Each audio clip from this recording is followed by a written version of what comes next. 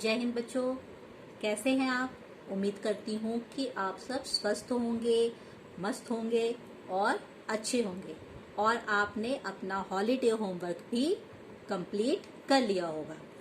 तो आइए बच्चों, आज फिर से हम एक बार अपने इस अध्ययन की प्रक्रिया को आगे बढ़ाते हुए हिंदी लिटरेचर पढ़ते हैं। और हिंदी लिटरेचर में पाठ 6 चल रही उसकी कुदाली, यह एक कविता है और इस कविता के जो कवि हैं वो हैं शिव मंगल से सुमन। तो आइए पहले हम देखते हैं कि इस कविता में क्या कहा गया है और किसके बारे में बताया गया है। तो बच्चों, जैसा कि आप जानते हैं कि किसान मजदूर जो होते हैं वो सर्दी, गर्मी और बरसात में हर समय परिश्रम करते हैं, लेकिन उन्हें परिश्रम का उचित फल प्राप्त नहीं होता। दूसरों के लिए खून पसीना बहाने वाले और रात दिन कुदाली चलाने वाले किसान मजदूर का अपना जीवन कैसा होता है, यह जानने के लिए आइए हम पढ़ते हैं पाठ चल रही उसकी कुदाली। तो आइए देखते हैं कि इसमें क्या कहा है कवि ने। हाथ है दोनों सधे से, हाथ हैं दोनों सधे से, गीत प्राणों के रुधे से, और उसकी मूठ में विश्वास जीवन के बंधे से। तो इस पाठ में कवि ने किसान मजदूर की दशा का बहुत ही मार्मिक चित्रण किया है। एक मजदूर जो है वो क्या कर रहा है, कुदाली चला रहा है। उसके हाथ जो हैं सधे हुए हैं। सधे हुए का मतलब उसके हाथ कुदाली चलाने में इतने अभ्यस्त हो चुके हैं, मतलब कि वो इतना हैबिचुअल हो चुका है कुल्हाड़ी चलाने में कि उसका कोई भी बार खाली नहीं जाता है। तो वही कह रहे हैं कि हाथ है दोनों सधे से, गीत प्राणों के रुधे से, और जो है उसके प्राण जो है वो मानो उसके शरीर में फंसे हुए हैं। रुधे का मतलब होता है अटकना, यानी कि कहीं पर अटक जाना। तो उसके प्राण जो हैं उसके शरीर में अटके हुए हैं। और उसकी मूठ में विश्वास जीवन के बंधे से। यहाँ पर कवि ये कहते हैं कि मजदूर के हाथ में कुदाली है जो उस परिश्रम का प्रतीक है, अर्थात उसके हाथों में परिश्रम करने की शक्ति है और वह अपने परिश्रम से सभी के लिए जो है जीवनोपयोगी वस्तुओं का उत्पादन और निर्माण करता है। यानी कि जब वो कुदाली चलाता है, खेतों में अन्न बोता है, तभी तो हमें अन्न प्राप्त होता है।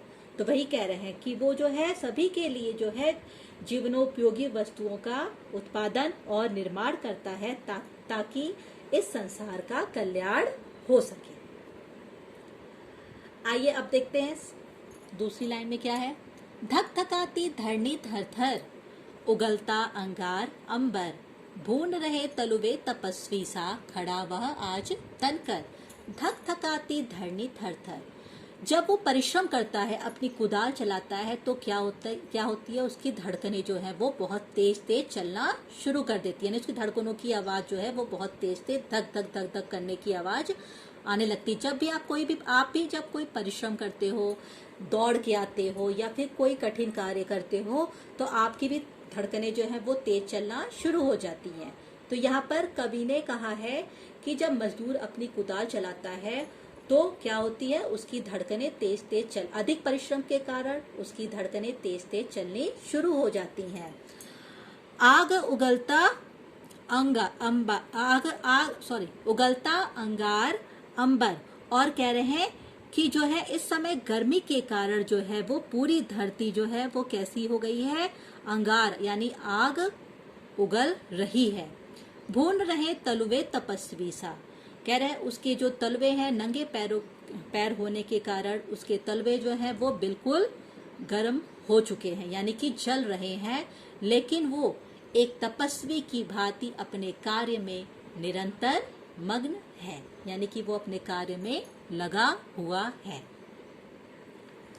शून्य सा मन चूर है तन, पर ना जाता वार खाली, चल रही उसकी कुदाली। यहाँ पर कवि कहते हैं कि जो है मजदूर के मन में कोई भी उत्साह नहीं है। शून्य सा मन, यानी कि उसका मन जो है उसके मन में कोई भी उत्साह नहीं है। चूर है तन, और उसका जो तन है वो क्या हो चुका है, यानी उसका बदन जो है, उसका शरीर जो है वो थक कर चूर हो चुका है। पर न चाहता बार खाली, लेकिन वह कुदाली चलाने का इतना अभ्यस्त हो चुका है कि उसका एक भी बार खाली नहीं चाहता है। वह सुखाता खून पर हित, वह रे साहस अपरिमित। युगो युगों से वह खड़ा है, विश्व वैभव से अपरिचित। यहाँ पर कवि कह रहे हैं कि वह युगो युगों से, यानी कि बहुत समय से वह दूसरों के लिए अपना खून सुखाता आ रहा है, यानी कि दूसरों के लिए अपना पसीना बहाता है, अपना खून सुखाता हुआ आ रहा है, लेकिन उसे संसार का कोई भी सुख वैभव प्राप्त नहीं हुआ है। यानी कि वो हमेशा से दूसरों के लिए ही मेहनत करता हुआ चला आ रहा है, और उसे जो है इस संसार में उसे अपने लिए कोई भी सुख प्राप्त नहीं हुआ। फिर भी उसके अंदर साहस की कमी नहीं है। जल रहा संसार धू धू कर रहा वह बार, कहूँ साथ में संवेदना के स्वेद कर पड़ते कभी चू। कह रहे हैं यहाँ पर कवि कि वह जो है इस समय जो है पूरा संसार गर्मी से धू धू कर कर जल रहा है, यानी कि सूर्य की किरणें इतनी प्रचंड पड़ रही हैं कि बहुत ज्यादा गर्मी हो रही है, और ऐसा लग रहा है जैसे इस संसार में आग लग गई है और उस आग से पूरा संसार धू धू कर कर जल रहा है। लेकिन वह मजदूर कर रहा वह बार कहूँ, लेकिन वह मजदूर जो है हूँ के स्वर के साथ कुदाली का वार कर रहा है। उसके शरीर से क्या है, श्वेत कण, श्वेत कण का मतलब होता है पसीना। कह रहे कि उसके शरीर से पसीना टपक रहा है, लेकिन उसे उसकी बिल्कुल भी परवाह नहीं है और वो अपने कार्य में बिल्कुल मगन है। कौन सा लालच धरा की शुष्क छाती फाड़ डाली, चल रही उसकी कुदाली। कह रहे हैं, कवि कहते हैं कि ना जाने ऐसा कौन सा लालच है उसके अंदर कि जिससे उसने इस धरती की सूखी छाती को फाड़ डाली है, यानी कि सूखी धरती को उसने अपनी कुदाली के द्वारा पूरा खोद दिया है, खोद डाला है। लहलहाते दूर तरुगढ़ ले रहे आश्रय, पथिक जन सब विशिष्ट समाज खसकी मधुरिमा में है मगन मन। यहाँ पर कवि कहते हैं कि जो है दूर हरे भरे पेड़ों के नीचे जो है वो यात्री जो है वो विश्राम कर रहे हैं, और सभ्य शिष्ट कहा जाने वाला समाज भी खस की मधुरिमा में मगन है। कह रहे ना, सभ्य शिष्ट समाज खस की मधुरिमा में है मगन मन, कि समाज जो है सभ्य शिष्ट समाज कहे जाने वाला वर्ग जो है वो खस जो होता है वो एक प्रकार की घास होती है जिसकी खुशबू अच्छी होती है। तो वही कह रहे हैं कि सभ्य शिष्ट समाज कहे जाने वाला एक वर्ग जो है वो खस की खुशबू में मगन है, और लहलहाते दूर, यानी कि जो है हरे भरे जो पेड़ हैं उसके नीचे जो है बैठकर यात्री विश्राम कर रहे हैं, लेकिन इस सारी सुख सुविधाओं को जो है किनारे रख कर जो वो है किसान है वो अपने कार्य में मगन है। सब सरसता रख किनारे, यानी कि सारे सुखों को किनारे रखकर भीम श्याम शरीर धारे। भीम श्याम शरीर धारे का मतलब हो गया विशाल काले शरीर वाला यह मजदूर क्या कर रहा है, खोदता तिल तिल धरा व किस सुभाषा के सहारे। कि जो विशाल काले शरीर वाला यह मजदूर है सब प्रकार की सुख सुविधा को दूर रखकर पता नहीं किस शुभ आशा, शुभ आशा मतलब शुभ आशा, अच्छी उम्मीद, एक अच्छी उम्मीद के सहारे जो है वो धरती को तिल तिल कर कर खोदे जा रहा है। किस सुवर्ण भविष्य के हित यह जवानी बेच डाली, चल रही उसकी कुदाली। कह रहे हैं कवि कि पता नहीं कौन से किस सुनहरे भविष्य के लिए उसने अपनी जवानी को बेच डाला है और वो इस धरती पर अपनी कुदाली चला रहा है, अर्थात इतना परिश्रम कर रहा है। भूमि से रड़ ठन गया है, वक्ष उसका तन गया है। सोचता मैं देव अथवा यत्र मानव बन गया है। इन पंक्तियों में कवि ये कहना चाहते हैं कि जो है उसने जो है यानी कि किसान ने जो है भूमि से युद्ध करने की ठान ली है। यानी जिस हिसाब से वह अपनी कुदाली चलाता जा रहा है लगातार, उससे ऐसा लग रहा है कि उसने भूमि के साथ युद्ध करने की ठान ली है। गर्व से उसका सीना जो है वो तना हुआ है। सोचता मैं देव अथवा यत्र मानव बन गया है। यहाँ पे कवि कहते हैं कि जो है मुझे ऐसा लगता है कि उसके इस रूप को देखकर ऐसा लगता है कि जैसे जो है उसका सीना जो है, कवि सोचता है कि यह कोई देवता है या यंत्र मानव है। यानी कि जैसे कि मजदूर ने भूमि से युद्ध करने की बिल्कुल ठान ली है और गर्व से उसका सीना तना हुआ है।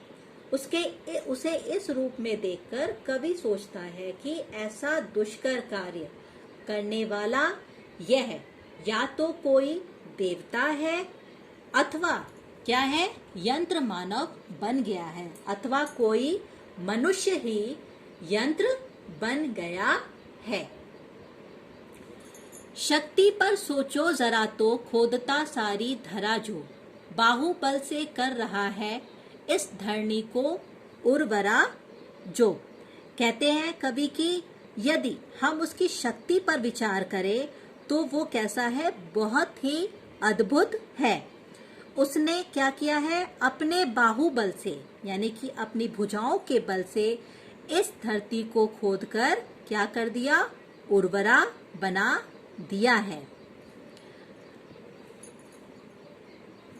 लाल आंखें खून पानी, यह प्रलय की ही निशानी, नेत्र अपना तीसरा क्या खोलने की आज ठानी।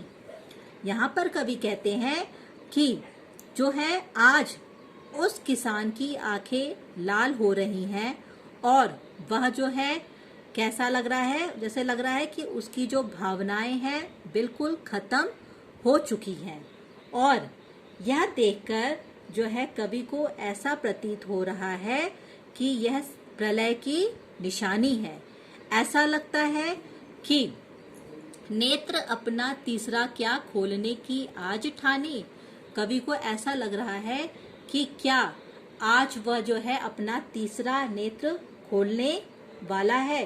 तीसरा नेत्र खोलने का मतलब यहाँ पर ये हो गया कि वो जो है आज उसे तीसरा नेत्र खोलने का यहाँ पर अर्थ हो गया विध्वंस करना, कि यानी कि अब जो है मजदूर को, किसान को ऐसा लगने लगा है कि जो लोग हैं जो उसे शोषित करते हैं, शोषित कौन करता है, उसका शोषण कौन करता है, जो धनी वर्ग होता है वो उसका शोषण करता है। तो आज मजदूर को, किसान को यह एहसास हो चुका है कि हमें जो है वो धनी वर्ग जो है, धनी लोग हैं, वो हमारा शोषण कर रहे हैं और अब वह उनसे बदला लेने के लिए सोचता है।